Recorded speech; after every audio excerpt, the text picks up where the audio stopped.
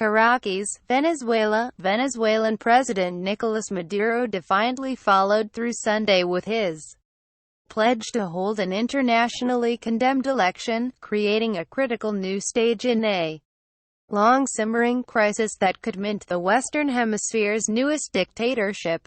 The vote began, unfolding Sunday at dawn under the watchful eyes of 326,000 troops and amounted to a dark turning point for this oil-rich nation after 4 months of intensifying repression. The election will create what critics call a puppet Congress with vast powers to rewrite the Constitution and supplant the opposition-controlled National Assembly, leaving all branches of government under firm socialist control. The move represents a direct challenge to the Trump administration, which called on Maduro, the anointed successor of late leftist firebrand Hugo Chavez, to cancel the vote. Washington has already targeted the assets of top Venezuelan officials. The administration's options now range from more individual sanctions to a massive oil embargo that could further cripple Venezuela's devastated economy and at least temporarily increase the price of gas in the United States. 8.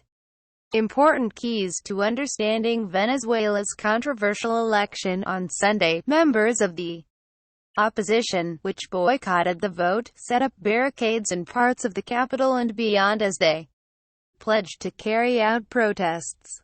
The nation's 2.8 million state workers, however, risked losing their jobs for not turning out to cast ballots.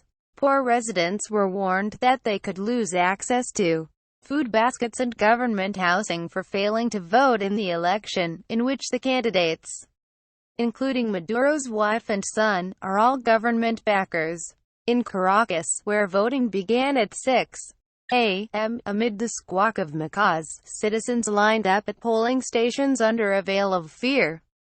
According to polling from the data analysis firm, 72% of the population is against a new constituent assembly. "To be honest, I'm voting because I'm afraid of losing my benefits," said Betty, a 60-year-old woman who lives in public housing and was too scared to give her last name.